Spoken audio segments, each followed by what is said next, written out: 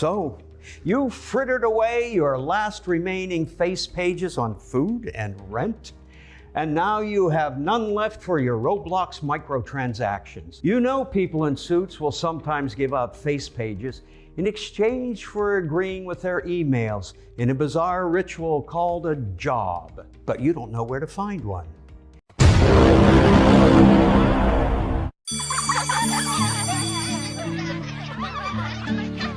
Congratulations for finally finishing your CDL school. Now find a trucking job to pay your $6K debt. Help me. What's next after CDL school? How do I apply for a trucking job without experience?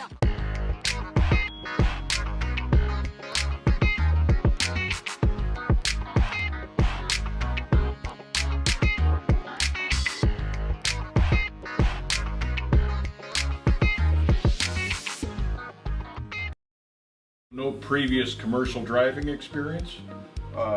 Fortunately not. Is that going to be a problem? Yes, our insurance company stipulates to us that our drivers must have at least 1 year's verifiable commercial driving experience. So I'm sorry, we can't take you on at this time, but we'd be happy to have you come back after you get that year's experience. So here I am again, a truck driving school graduate, 5K in the hole 3 months later, and this is the 10th job that has turned me down based on my lack of experience. So what's a guy like me supposed to do? Apply for driving jobs that don't require any previous experience.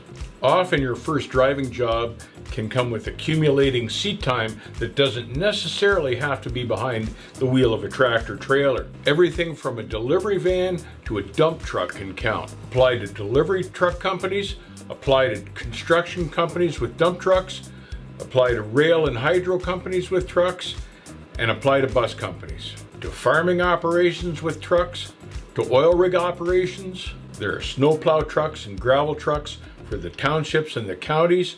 There are straight truck jobs.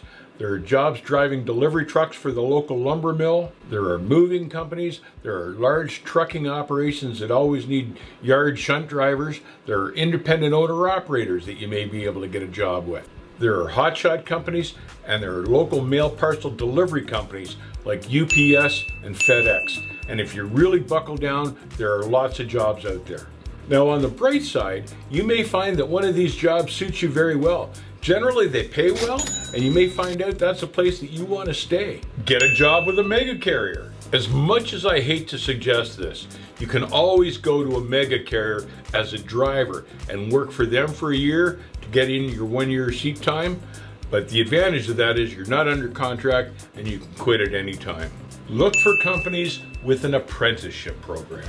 There are some trucking companies out there with apprenticeship programs that will take licensed drivers and then train them to operate specifically the way the company wants them to. TMC and Maverick are two good examples of this.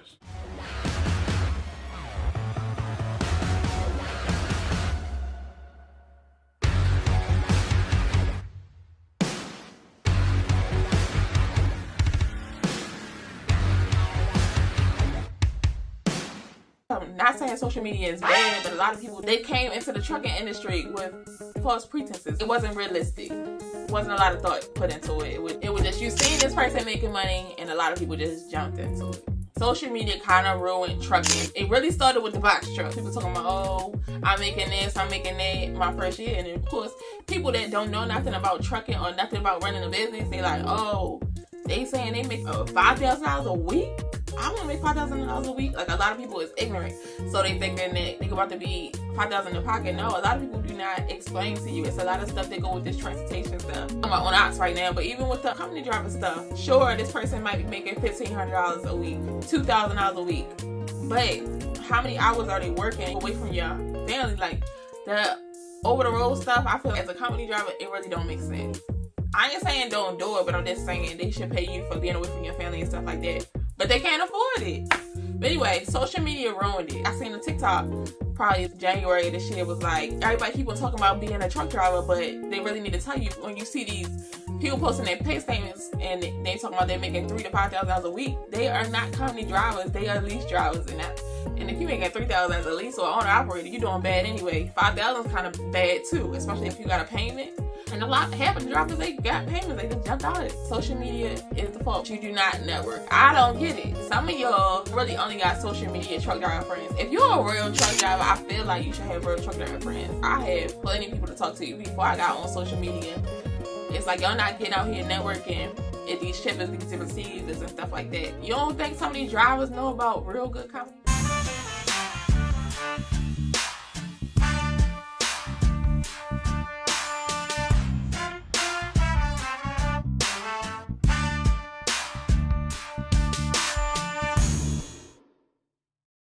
I just want to tell you guys that are struggling to find a trucking job. Wherever you live, it may be time to move.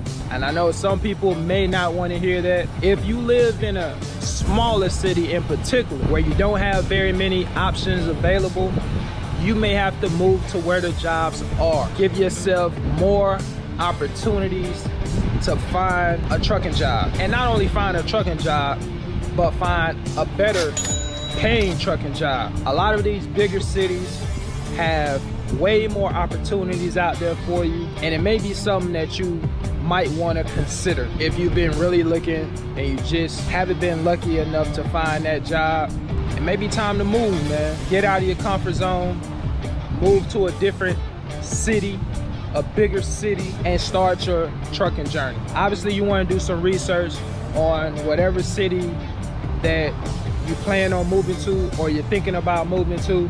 I live in a small city in Florida, and I'm thinking about moving to somewhere maybe like Tampa. I've talked to a couple people about Tampa. It's definitely gonna go on my list. I don't want to move to Atlanta. Atlanta is cool, but I just like visiting Atlanta. Texas, I probably would move to Texas. It just depends on the city, so I won't rule Texas out. My wife brought up Dallas yesterday when we was talking about different places that we would consider moving to, so that may be an option as well.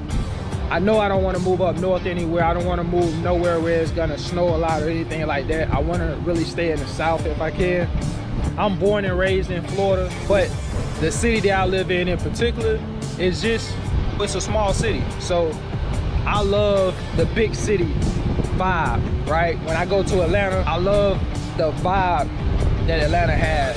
It's a lot of go-getters, and for me, the only reason I would be moving, mainly because of the opportunities. Fortunately for my wife and I, we both wouldn't have an issue finding a job. Just getting out of your comfort zone and seeing what's all out there. It's a big world out there, guys.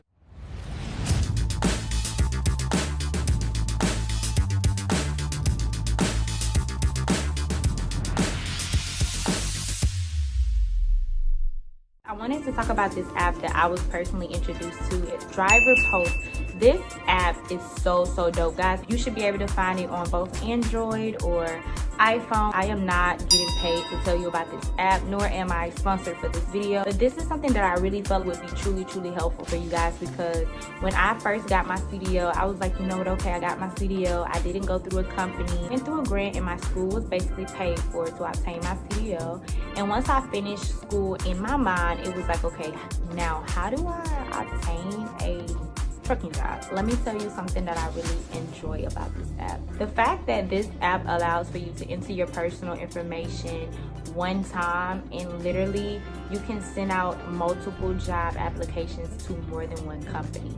That was what did it for me. But so if you're anything like me, you kind of just like to get things done, and I feel like that app made it so much easier to send out job applications to different companies at one click of a button, or a one-click apply, kind of like how it used to be on like Snag-a-Job. Another reason why I really like this app is because the recruiters reach out so fast. Guys, my phone was ringing off the hook like I had 1 to 2 years experience. That's how much my cell phone was ringing with recruiters from these different companies. I do want to let you guys know that you do need to put your real information. Fill out all of those documents that it asks you to. It may ask you to upload your CDL license. It may ask you to upload your medical card and your insurance. Like, upload that stuff. I know a lot of you guys are probably like me. I don't like putting my personal information on the app, guys. It's a job.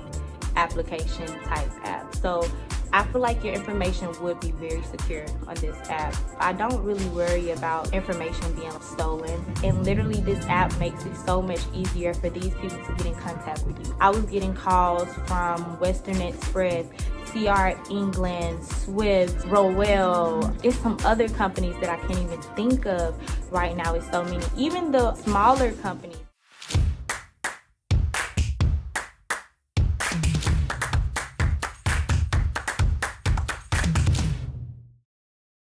If you go to a FedEx approved school, a driver can come out of that school and go directly into FedEx, drive the same runs that everyone else is. And what that means is typically when a driver graduates school, they have limited options on what they can do. They can go drive team for a big company, JB Hunt, US Express, CR England, these large companies that self-insure and don't have the guidelines that the insurance companies place on a traditional owner-operator, mom and pop, smaller company in order to drive for him. And those rules have been 1 year, 2 years, and they're extensive.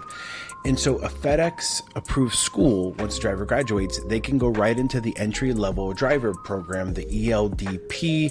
There's a ton of very particular specifics on it in the TSPA, but essentially they can be put with an approved lead driver, someone who's been clean for the last year. Their logs have to be straight for the last year.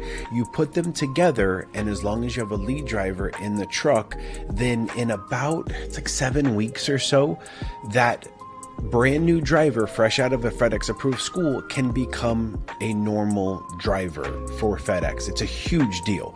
So typically, if you've ever put somebody through the First Advantage process, it has to be a year. They have to have a year of verifiable experience. Also, to not go through the entry-level driver program, but you still went through a FedEx approved school, instead of waiting for a year, they can drive at 6 months. So at 6 months, verifiable experience, which is still very early in a career, someone can work for FedEx. So you find somebody who's still teaming for JB Hunt, and you say, look, I know you're out on the road for weeks at a time and your schedule, you're not at home, you're not seeing your family. You've been out for 6 months, you went to a FedEx approved school. Do you want to be home every day? Do you want to see your family? Do you want that normal 9 to 5, although it's probably more like 6 to 5 schedule? But you're going to eat dinner with your family every night. You're going to be able to take your kids to school. Do you want that normal life?